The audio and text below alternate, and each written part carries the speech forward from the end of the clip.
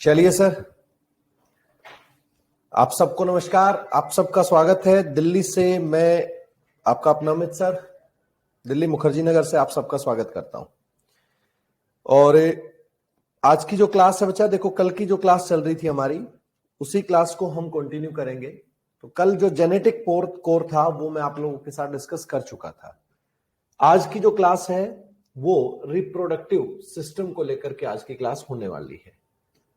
Reproductive system को लेकर के आज की क्लास हमारी होने वाली है। ठीक है सर, तो आप सबका स्वागत है एक बार फिर से। और क्लास को हम स्टार्ट करते हैं। बहुत अच्छे तरीके से कोशिश करेंगे आप लोगों को सारी बातें, सारी चीजें समझ में आए। तो चलिए सर, आज की क्लास को हम स्टार्ट करते हैं। और हेडिंग डालता हूं मैं, रिप्रोडक्टिव सिस्टम। रिप्रोडक्टिव सिस्टम, प्रजनन तंत्र की मैं बात करता हूं। प्रजनन तंत्र की मैं बात करता हूं, रिप्रोडक्टिव सिस्टम की मैं बात करता हूं। देखो बच्चा, सबसे पहली कंडीशन तो एक होती है, कहा जाता है कि भाई या तो इस दुनिया में, जैसे मान लीजिए किसी का जन्म होता है और जब जन्म हुआ तो उसकी मौत निश्चित है। ये बात आप बहुत अच्छे तरीके से एक छोटा सा पॉइंट जानते हैं। भाई जिसका जन्म हुआ उसका इस पूरी दुनिया से जाना तय है। या तो इंसान की उम्र इतनी हो कि वो अमर हो, वो मरे ही ना कभी भी, वो कभी ना मरे, वो चलता रहे चलता रहे चलता रहे चलता रहे। या इंसान अगर मरता है तो कोई भी जीव, इंसान के साथ साथ आप हर जीव को काउंट करें, हर जीव में विचार, हर जीव के अंदर एक कैरेक्टर पाया जाता है कि वो जब भी इस दुनिया को छोड़ेगा वो अपने जैसे जीव को पैदा करके इस दुनिया को छोड़ेगा। ये उसके अंदर एबिलिटी होती है। हर जानवर के अंदर एबिलिटी होती है, हर जीव के अंदर एबिलिटी होती है। कई बार ऐसा होता है। देखो, दुनिया में जिसका जन्म हुआ उसकी मौत निश्चित है। दुनिया में जो आएगा वो जाएगा, ऐसा कहा जाता है और ऐसा होता भी है। आप लोगों ने सुना है कभी कि भारत का जन्म हुआ? कभी नहीं सुना। लेकिन हां, हमने सुना है कि पाकिस्तान का जन्म हुआ। तो क्यों हम बेवजह जो है टेंशन लेते हैं? और ये दुनिया का सत्य है कि जिसका जन्म होता है उसकी मौत निश्चित है। और कहीं ना कहीं हर प्राणी का, हर जीव का, हर ऑर्गेनिज्म का एक जीवन काल होता है। तो चलिए आज की क्लास हम स्टार्ट करते हैं। और आज की क्लास है रिप्रोडक्टिव सिस्टम की। समझ तो आप लोग गए ही। रिप्रोडक्टिव सिस्टम की आज की क्लास है, प्रजनन तंत्र की। और सबसे पहले अगर मैं लाइफ स्पेन की बात करूं, जीवन अवधि काल की बात करूं बच्चा, लाइफ स्पेन,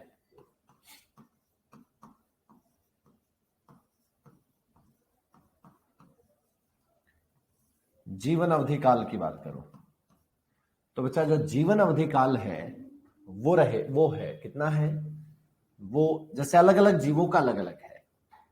मैं अगर बात करूं, आप लोग के पास एक मक्खी होती है मे फ्लाई, एक हाउस फ्लाई होती है, एक मे फ्लाई। मे फ्लाई थोड़ी सी मोटी होती है। इसकी जो लाइफ है बच्चा वो सिर्फ 24 आवर्स की होती है। सिर्फ 24 घंटे का इसका जन्म होता है। यानी 24 घंटे में इसका जन्म भी हो गया, 24 घंटे के अंदर ये बन भी गई, 24 घंटे के अंदर ये नौकरी भी लग गई, 24 घंटे के अंदर इसको जो है पढ़ाई भी पूरी हुई, नौकरी भी लग गई, जो है शादी भी हो गई, प्रजनन प्रक्रिया भी हो गई, बुढ़ापा भी आ गया और 24 घंटे के अंदर अंदर ये चली गई। इसके बाद अगर बात करूं बच्चा, जैसे पैरेट, आप लोगों ने नाम सुना होगा, पैरेट, तोता। तोते का जो जीवन अवधि काल है सर वो 140 साल तक का होता है। जी हां, आपकी 3 पीढ़ियां देख लेता है तोता। अगर किसी के घर में हो तो पूछ सकते हो कि आपके दादा क्या क्या करते थे। वो सब बता देगा। ठीक है, इसके बाद अगर बात करूं बच्चा मैं टॉर्टोइस कछुआ, कछुए का जीवन अवधि काल 200 साल का होता है, 200 ईयर्स। आप लोगों ने बेनियन ट्री, बरगद का जो जीवन अवधि काल है वो 300 साल का होता है बच्चा, 300 ईयर्स का। इसके बाद अगर ह्यूमन की बात करूं,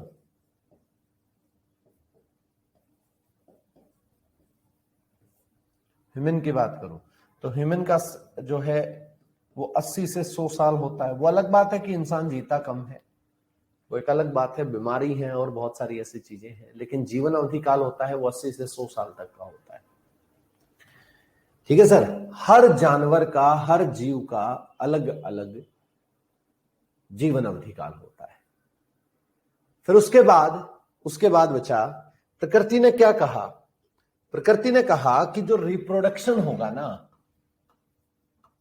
जो रिप्रोडक्शन होगा, प्रजनन होगा,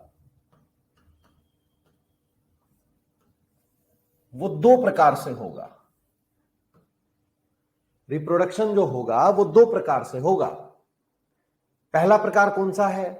पहला प्रकार है कि भाई कुछ जीव ऐसे हैं जो कॉन्टिन्यूस रिप्रोडक्शन कर सकते हैं, सतत जो है प्रजनन कर सकते हैं।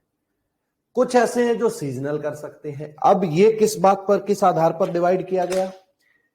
कुछ जीव ऐसे हैं जो एक ही बच्चे को जन्म देते हैं, कुछ जीव ऐसे हैं जो अलग अलग बच्चों को जन्म देते हैं। अलग अलग का सेंस यहां पर क्या मैं आप लोगों से ये डिस्कस करूंगा। अलग अलग का सेंस ये है बच्चा कि कुछ जीव ऐसे होते हैं जो 2 या 2 से ज्यादा बच्चों को जन्म देते हैं। ठीक है, अब प्रकृति ने ये देखा, नेचर ने ये देखा बच्चा, अगर जो 2 से ज्यादा बच्चों को जन्म देते हैं उनकी संख्या तो बहुत ज्यादा बढ़ जाएगी, उनकी संख्या तो बहुत ज्यादा बढ़ जाएगी। तो उनमें क्या किया, इस सारी चीजों को बैलेंस रखने के लिए उनको एक स्पेशलाइज्ड हार्मोन सिक्रीशन का एक टाइम दे दिया कि एक टाइम ऐसा आएगा जिसके अंदर आप उस हार्मोन का सिक्रीशन करेंगे। और जब हार्मोन का सिक्रीशन होगा, एक स्पेशल एक टाइम आएगा जिसमें आप लोग हार्मोन का सिक्रीशन करेंगे, और हार्मोन का सिक्रीशन होगा तभी आप बच्चों को जन्म दे सकते हैं। तो जो रिप्रोडक्शन है उसको 2 पार्ट में डिवाइड कर दिया गया बच्चा।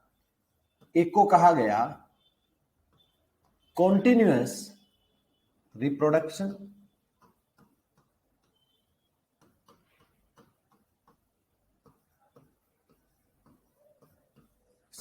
सतत प्रजनन, और एक को कहा गया बच्चा कॉन्टिन्यूअस रिप्रोडक्शन, सतत प्रजनन, और एक को कहा गया सीजनल रिप्रोडक्शन।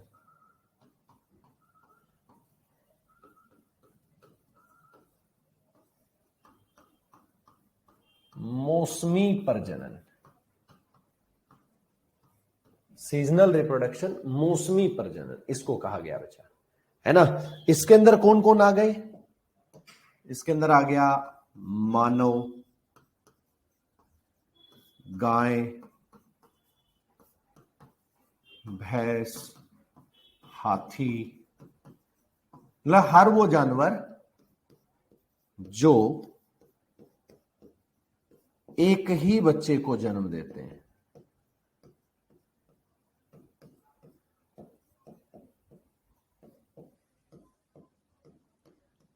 अब आपके ब्रेन में, आपके दिमाग में चल रहा होगा सर इंसान तो कभी कभी 2 बच्चों को भी जन्म देता है। वो कभी कभी ना बच्चा, कभी कभी, है ना। अब जो सीजनल है इनके अंदर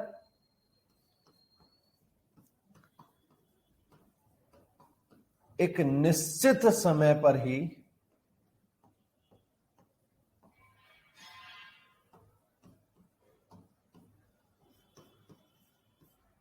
एक हार्मोन का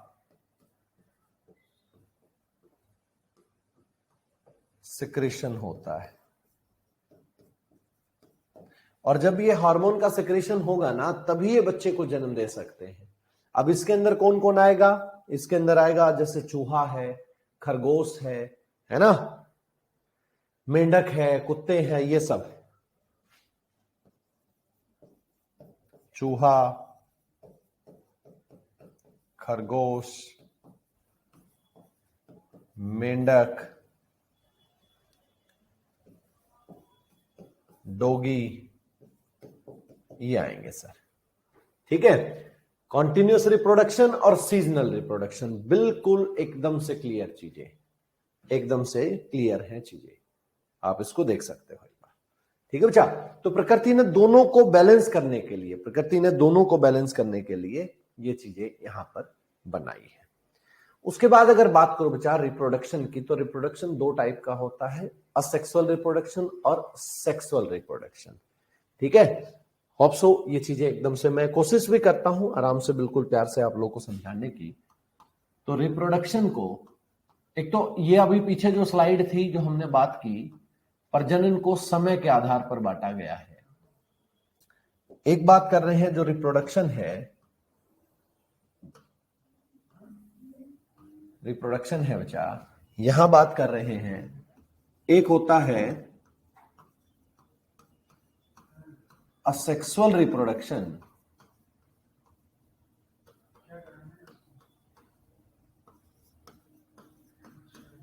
और लैंगिक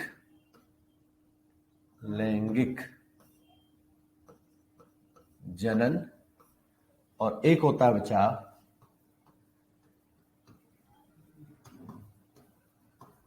सेक्सुअल रिप्रोडक्शन।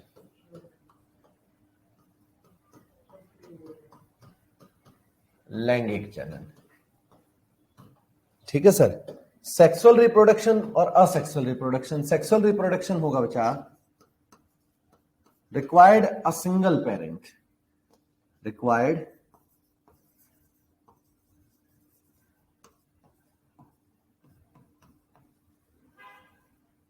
Single parent. ठीक है सर, जहां माता पिता में से एक ही की आवश्यकता हो।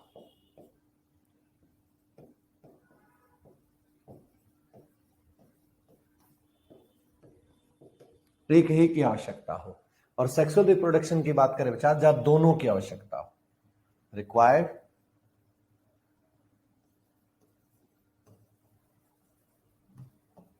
पेरेंट्स,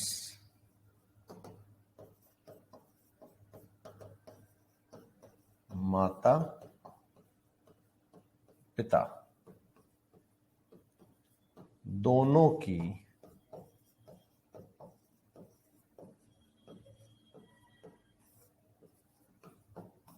आवश्यकता है।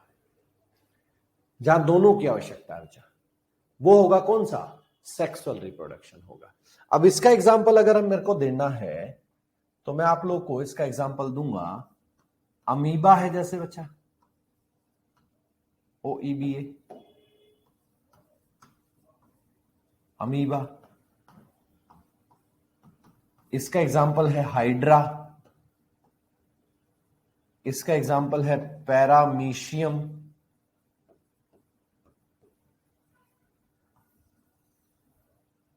ये इसका एग्जाम्पल है। ठीक है, और अगर सेक्सुअल रिप्रोडक्शन की बात करूं तो सेक्सुअल रिप्रोडक्शन का एग्जाम्पल क्या है? आप और हम, ह्यूमन है, प्लांट है, ये इसका एग्जाम्पल है। हमें क्या पढ़ना है? हमें ह्यूमन रिप्रोडक्टिव सिस्टम पढ़ना है। रिप्रोडक्शन वैसे फ्लावर के अंदर भी होता है, मैं आपको बता चुका हूं, शायद नहीं बताया तो मैं एक बार चेक कर लेता हूं आपको। मैं फ्लावर रिप्रोडक्शन भी, यानी रिप्रोडक्शन ऑफ प्लांट भी मैं आपसे डिस्कस करूंगा। अभी आज की जो क्लास है वो रिप्रोडक्शन इन एनिमल हम डिस्कस कर रहे हैं, और उसके अंदर भी ह्यूमन हम डिस्कस कर रहे हैं। ठीक है, जो आज की क्लास है। तो ये सेक्सुअल और असेक्सुअल रिप्रोडक्शन दो टाइप का होता है, जिसमें एक ही पेरेंट की जरूरत हो उसे असेक्सुअल रिप्रोडक्शन कहते हैं। जहां पर दो पेरेंट की रिक्वायरमेंट होगी बच्चा, यानी मदर और फादर दोनों की रिक्वायरमेंट होगी, उसे क्या कहा जाता है? उसे कहा जाता है सेक्सुअल रिप्रोडक्शन। चलिए थोड़ा सा आगे चले, हम आगे चले और चीजों को हमने और इलेबरेट करने की कोशिश की। हमें यहां पर पढ़ना है बच्चा ह्यूमन रिप्रोडक्टिव सिस्टम।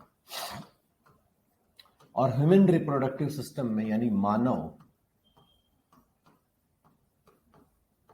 प्रजनन तंत्र बचा, इसके अंदर दो होते हैं इसके अंदर। नंबर वन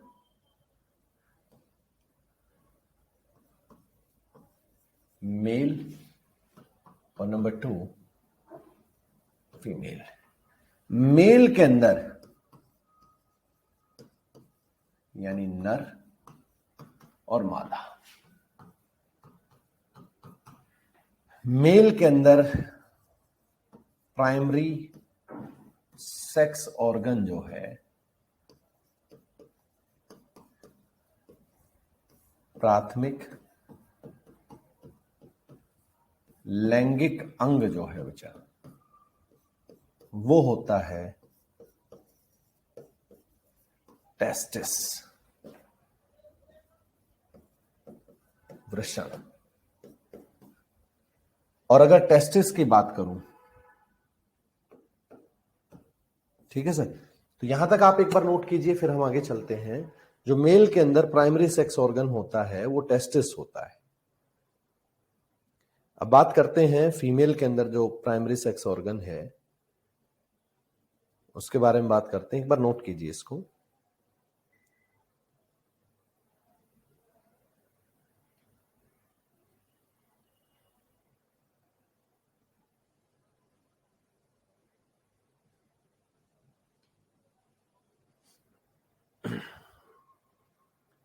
देखिए सर, चलते हैं। प्राइमरी सेक्स ऑर्गन यानी हम टेस्टिस की बात कर रहे हैं। टेस्टिस जिन्हें वृषण कहा जाता है, एक मेल के अंदर वन पेयर, एक जोड़े में पाया जाता है बच्चा। शरीर से बाहर एक थैली में होता है।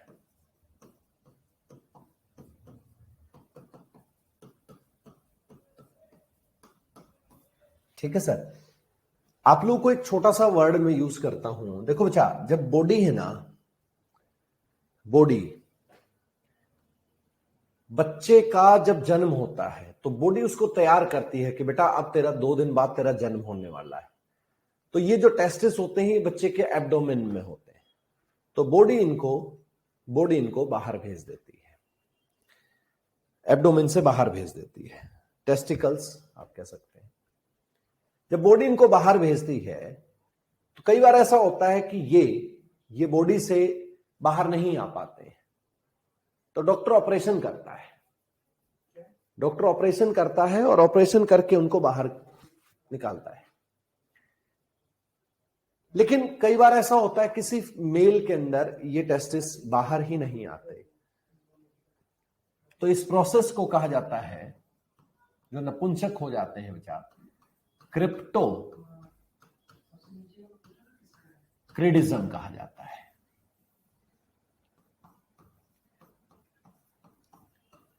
क्रिप्टोक्रिडिज्म कहा जाता है बेचारा। ठीक है, ये ऑपरेशन है।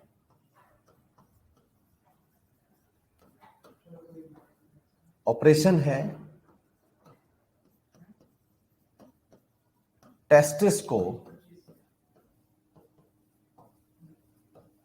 एब्डोमेन से बाहर निकालने का, ये नाम है बच्चा। एक आप लोगों ने सुना होगा, मैं अगर बात करूं बच्चा, बैल की बात करूं और सांड की बात करूं, दोनों में क्या फर्क होता है? आराम से देखो, बहुत अच्छा क्वेश्चन लेकर के आया हूं। बैल के अंदर टेस्टिस नहीं होते हैं,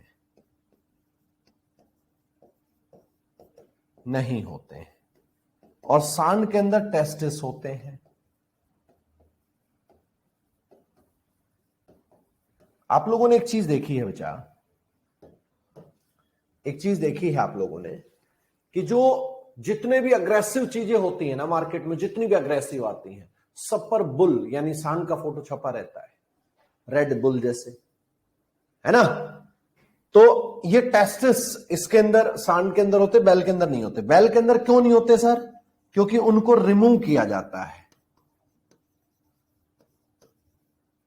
रिमूव किया जाता है।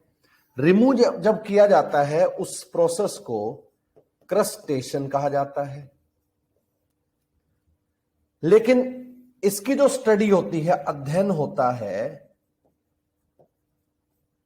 होता है टेस्टिस को रिमूव करने का, उसे बचा ऑर्किडोटेक्टोमी कहा जाता है। ORCHIED, orchid, sorry HID DECTOMY। Important term है बच्चा, थोड़ा सा इसको नोट कर लीजिए। ऑर्किडेक्टोमी कहा जाता है।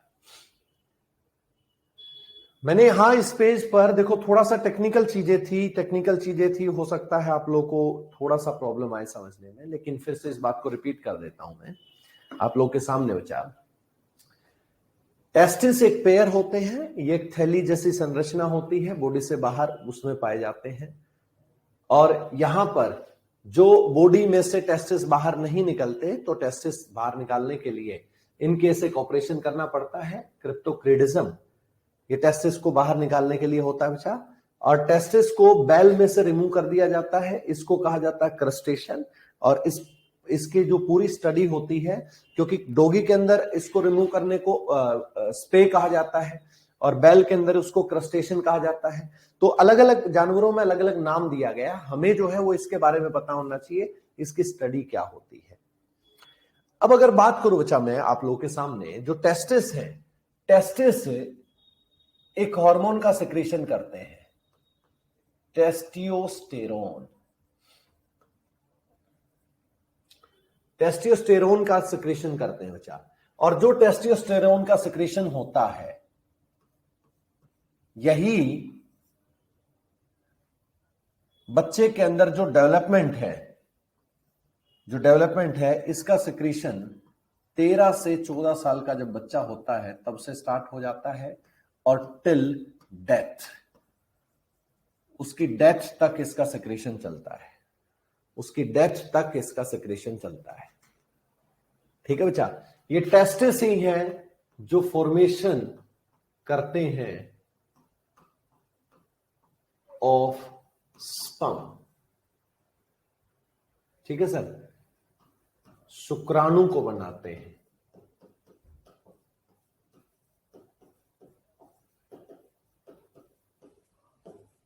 और ये शुक्राणु ही है सर जो फर्टिलाइज करने में हेल्प करते हैं और एक न्यू बेबी का निर्माण इनसे होता है। ये ह्यूमन बॉडी की सबसे छोटी कोशिका होती है, smallest cell of human body.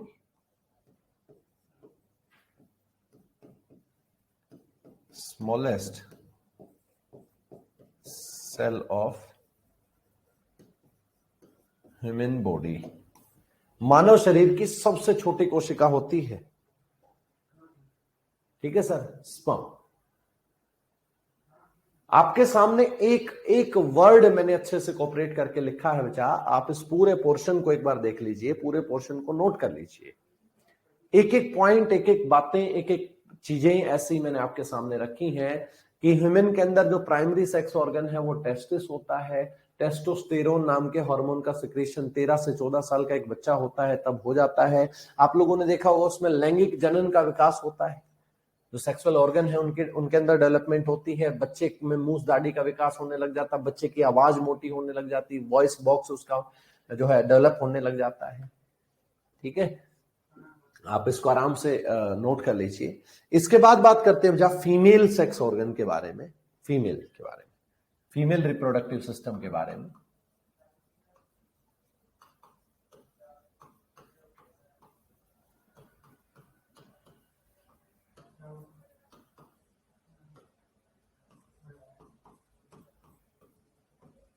मादा प्रजनन अंग के बारे में बात करते हैं। ठीक है, मादा प्रजनन अंग के बारे में बात करते हैं बच्चा। और फीमेल रिप्रोडक्टिव ऑर्गन के बारे में अगर मैं बात करूं तो फीमेल रिप्रोडक्टिव ऑर्गन जो है वो इस बात से, यहां पर इस बात से समझिएगा कि फीमेल रिप्रोडक्टिव ऑर्गन के अंदर जो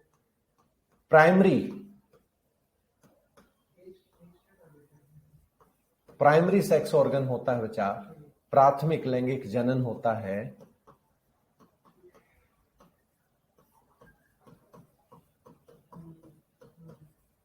प्राथमिक लैंगिक जनन होता है, वो होता है ओवेरी।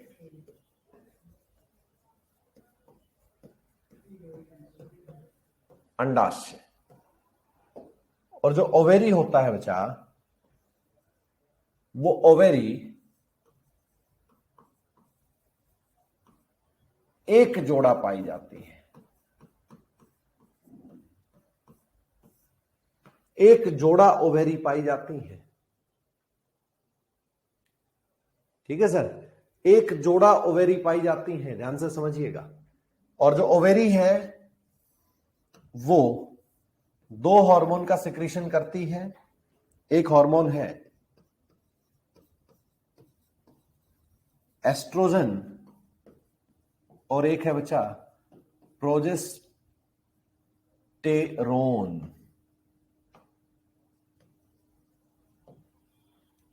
और एक है ओवम।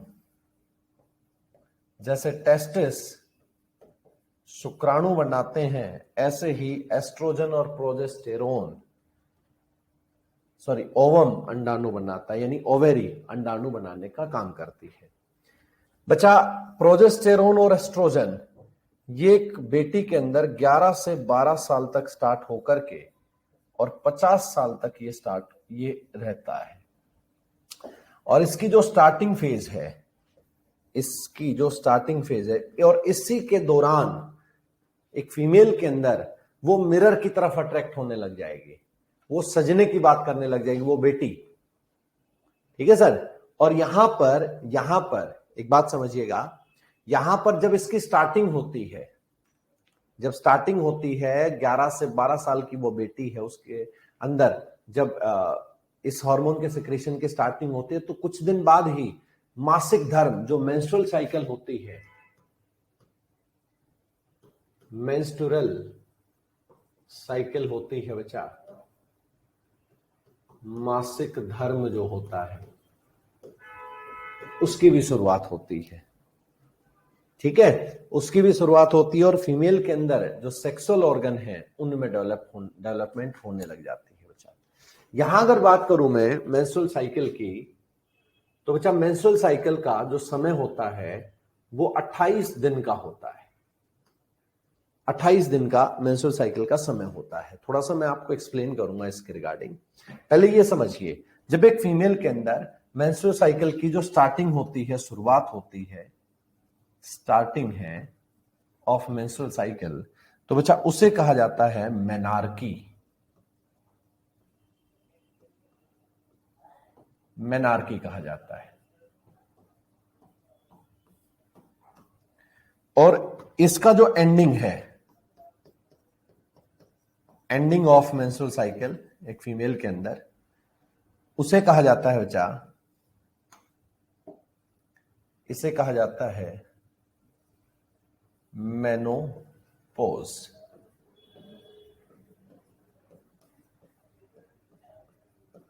मेनोपॉज कहा जाता है, मेनार्की और मेनोपॉज। ठीक है, मैं हर उस क्वेश्चन तक आप लोग को लेके जा रहा हूं जहां से हमारा क्वेश्चन बन सकता है, एग्जामिनर जहां से पूछ सकता है।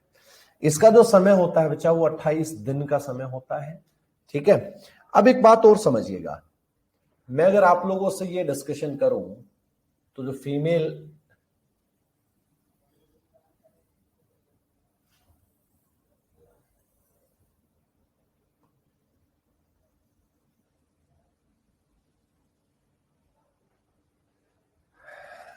ये फैलोपियन ट्यूब है बच्चा,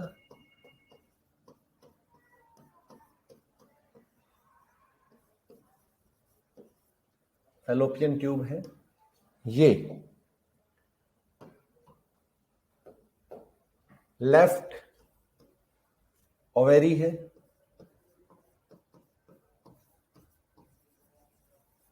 ये राइट ओवेरी है,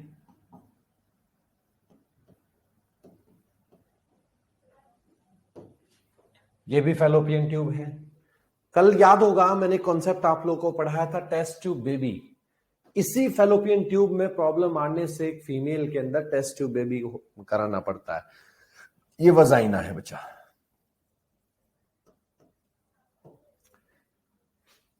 यहां यूट्रस है और यूट्रस पर हार्ड टिश्यू होते हैं बच्चा।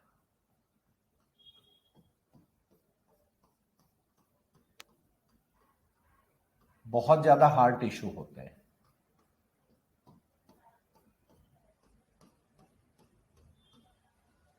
ये हार्ड टिश्यू होते हैं यूट्रस पर। अब यूट्रस पर हार्ड टिश्यू है, ध्यान से समझिएगा।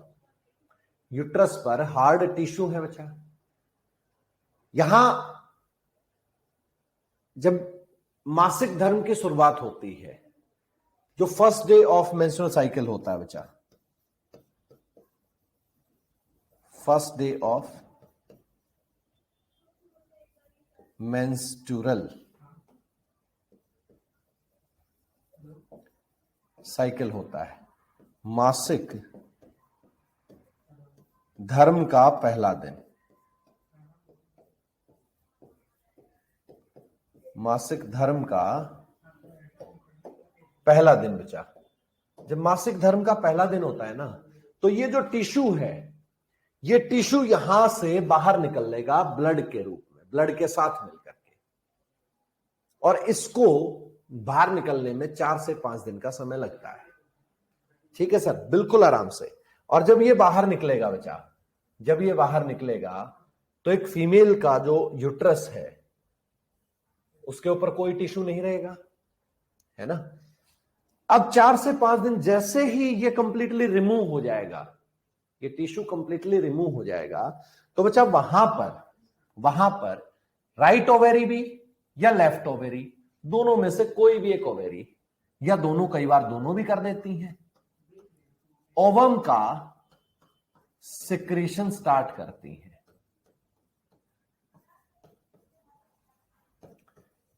ओवम का सिक्रीशन स्टार्ट करती है सर। और जैसे ही ओवम का सिक्रीशन स्टार्ट होता है, वो एग्जैक्ट जब से फर्स्ट डे था मेंस्ट्रुअल साइकिल का, उसका जब भी 14th डे होता है, ठीक है सर, जब भी 14th डे होता है, अब धीरे धीरे देखो, जैसे पहले दिन से लेकर 4 से 5 दिन तक का समय होता है, वो यूट्रस से टिश्यू रिमूव हो जाते हैं। अब 6वां दिन, 7वां दिन, 8वां, 9वां, 10वां, है ना, धीरे धीरे धीरे धीरे यहां पर ये टिश्यू बनने लगे। ज्यादा नहीं बनने, धीरे धीरे बनने लगे। 14th डे पर भाई हर पेरेंट की प्लानिंग होती है कि भाई इस जैसे मंथ बच्चा हमें चाहिए, इस मंथ बच्चा नहीं चाहिए। तो जैसे इस मंथ मान लीजिए कोई पेरेंट ये कहते हैं प्लानिंग के साथ हमें बच्चा चाहिए, तो इसी मंथ ये 14 डे तक जो ये ओवम है, ये पूर्ण रूप से यहां पर फैलोपियन ट्यूब में आ जाता है और मैच्योर हो चुका होता है। और यहां से वजाइना के रास्ते से बच्चा जब स्पर्म एक फीमेल की बॉडी में जाते हैं, और वो जब स्पर्म बॉडी में जाएंगे और वो जाकर के ओवम से टकराएंगे, तो बच्चा देखो प्रकृति ने कैसे कितना अच्छा खेल किया है। इस यूट्रस पर टिश्यू बनने बंद हो जाएंगे, इस यूट्रस पर टिश्यू ही बनने बंद हो जाएंगे, और धीरे धीरे ये एम्ब्रियो की फॉर्म में आएगा और यहां पर एज अ एम्ब्रियो ये एंटर कर जाएगा। और अब ये टिश्यू बनने बंद, परमानेंटली बंद हो गए, जब तक वो मां बच्चे को जन्म ना देती। और अगर मान लीजिए उस महीने पेरेंट को बच्चा नहीं चाहिए, तो 14 डे में ये सिक्रेट होगा, और 14 डे में सिक्रेट होने के बाद क्या होगा भाई, इसको उस समय स्पर्म नहीं मिला, तो ये क्या हुआ, ये मैच्योर होकर अपने आप को स्पॉइल कर लेगा। 16वें दिन, 17वें दिन ये अपने आप को स्पॉइल कर लेता है। और जैसे ही अपने आप को स्पॉइल करेगा, देखो अब फिर देखना प्रकृति को, जैसे ही अपने आप को स्पॉइल करेगा बच्चा, यहां एम्ब्रियो पर जो टिश्यू की फॉर्मेशन है वो तेज हो जाएगी। और ये वही टिश्यू है 28वें दिन तक पहुंचते पहुंचते ये स्ट्रांग हो जाएंगे, ये हार्ड हो जाएंगे और फिर बॉडी से बाहर निकलेंगे। ये पूरा मेंस्ट्रुअल साइकिल होता है, ये पूरा मेंस्ट्रुअल साइकिल होता है। मैंने कोशिश की है आप लोगों को समझाने की। 14 डे के टाइम में यहां पर जो है अगर नहीं मिलते तो ये अपने आप को स्पॉइल कर लेता है, 16वें 17वें दिन तक ये स्पॉइल कर लेता है। मिलते हैं तो बच्चा ये जो है आगे प्रोसेस स्टार्ट हो जाता है। ठीक है, चलिए एक ये पोर्शन था, ये मैंने छोटा सा आप लोगों को बताया है। मैंने आपको कल भी बताया था भाई ट्विंस कैसे होंगे, मैंने आपको ये बताया था कि जो है ट्विंस कैसे होंगे, मोनोजाइगोटिक ट्विंस कैसे होंगे, डाइजाइगोटिक कैसे होंगे। तो मैं यहां पर एक बार फिर से उन चीजों को रिपीट करता हूं। मोनोजाइगोटिक ट्विंस के बारे में, ठीक है सर। मोनोजाइगोटिक जो ट्विंस होंगे ना, आप ये कह सकते हो कि वो हम शक्ल होंगे एकदम से। उनका डीएनए, उनकी फिंगर प्रिंटिंग, ये सब कुछ सेम होगा। फिंगर प्रिंटिंग सेम होगी, हम शक्ल होंगे, वो डिट्टो दिखेंगे। लड़के हैं दोनों तो लड़के होंगे, लड़कियां हैं दोनों तो लड़कियां होंगी। ठीक है बच्चा, जब स्पर्म और ओवम मिल रहा है, दोनों मिलेंगे,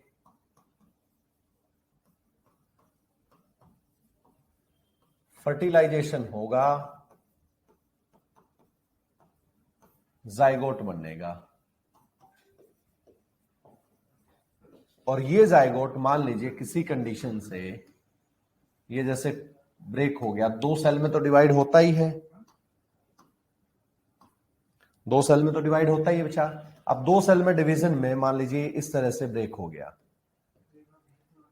तो ये अलग जाइगोट बनना, ये अलग बनना। ऐसी कंडीशन में मोनोजाइगोटिक ट्विंस होंगे।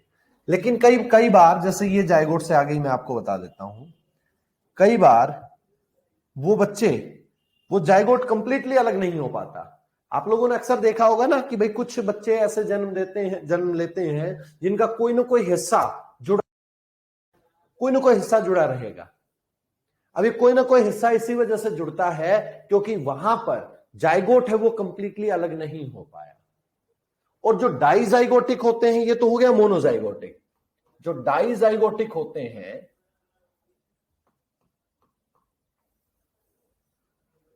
जो डाइजाइगोटिक होते हैं सर, वो डाइजाइगोटिक कैसे होते हैं? डाइजाइगोटिक को देखिएगा, किसी मंथ एक फीमेल के अंदर 2 ओवम बन जाते हैं। तो 2 ओवम बनेंगे तो 2 फर्टिलाइजेशन होगा। और दोनों, ये लड़के भी हो सकते हैं और लड़कियां भी हो सकती हैं। यहां पर ये दोनों अलग अलग होंगे। तो मोनोजाइगोटिक और डाइजाइगोटिक, ठीक है सर। इनका डीएनए अलग होगा, इनकी फिंगर प्रिंटिंग अलग होगी, ये हम शक्ल हो भी सकते हैं और नहीं भी हो सकते हैं, है ना। तो ये डाइजाइगोटिक है बच्चा। फिर एक छोटा सा पॉइंट और आता है निकल के, कुछ जीव ऐसे होते हैं जो अंडे देते हैं, कुछ जीव ऐसे होते हैं जो बच्चों को जन्म देते हैं, और कुछ जीव ऐसे होते हैं जो अनमेच्योर बेबी को पैदा करते हैं। जैसे 3 कैटेगरी में हम रखते हैं, ओवो पैरस, वीवी पैरस और ओवो वीवी पैरस। ओवो वीवी पैरस, ठीक है सर। हम 3 कैटेगरी में इनको रखते हैं। अगर तीनों कैटेगरी की मैं बात करूं, बच्चा आराम से बड़े अच्छे तरीके से समझना, तीनों कैटेगरी की मैं बात करूं,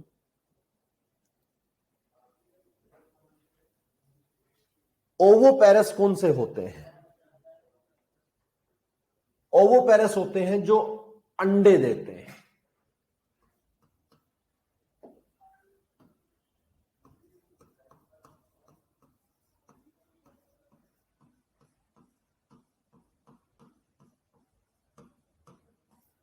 ठीक है सर। जो अंडे देते हैं वो ओवोपेरस होते हैं, और विविपेरस कौन से होते हैं? जो बच्चों को जन्म देते हैं।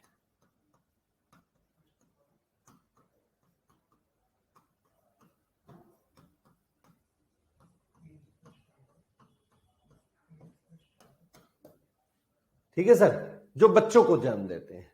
और ओवो विविपेरस कौन से होते हैं?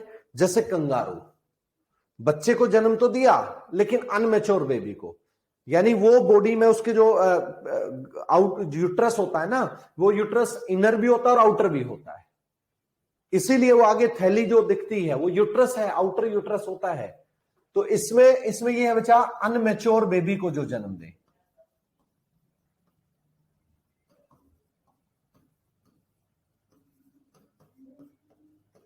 अनमेच्योर बेबी को जन्म दे, जैसे इसका सबसे अच्छा एग्जांपल है कंगारू। कंगारू इसका सबसे अच्छा एग्जांपल है बच्चा, ये अनमेच्योर बेबी को जन्म देते हैं। फिर आता है बच्चा सबसे अधिक जीवन काल, जैसे ह्यूमन का जो जीवन अवधि काल है बच्चा, गर्भाशय काल सॉरी, वो 9 महीने का है।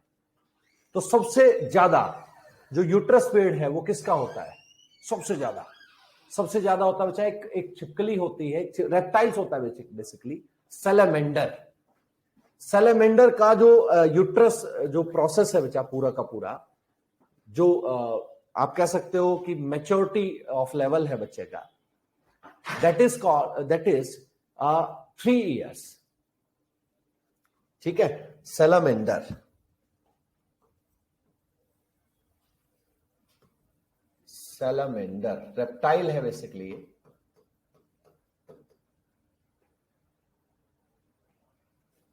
ये 3 years का है बच्चा सबसे ज्यादा। ठीक है, एलिफेंट, अब आप समझ के देखो बच्चा कि एक मदर एक बच्चे को 3 साल तक यूट्रस में रखती है, तब जाकर के वो मैच्योर होता है।